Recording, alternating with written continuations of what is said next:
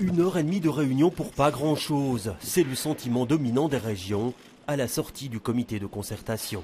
On n'a pas reçu d'éléments, je dirais, concrets. On a eu une déclaration avec quelques propositions.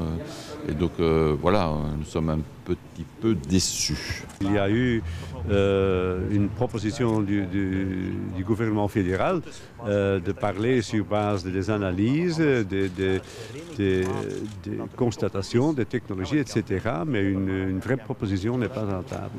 Juste avant la rencontre, pourtant, le ministre fédéral de la Mobilité se voulait confiant, avançant 70 mesures concrètes pour limiter les nuisances de l'aéroport.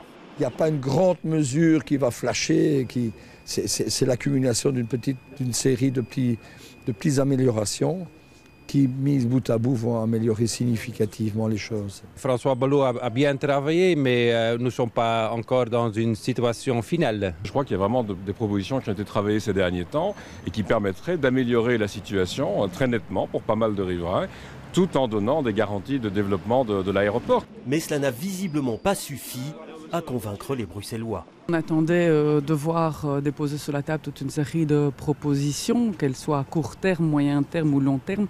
Et force est de constater qu'il n'y a pas de documents. Donc moi j'ai toujours dit, répété, si à un certain moment le fédéral est en difficulté de trouver une solution en son sein, mais il faut simplement le dire. Comme ça au moins les choses sont claires. François Bellot demande une nouvelle fois du temps pour trouver une solution structurelle.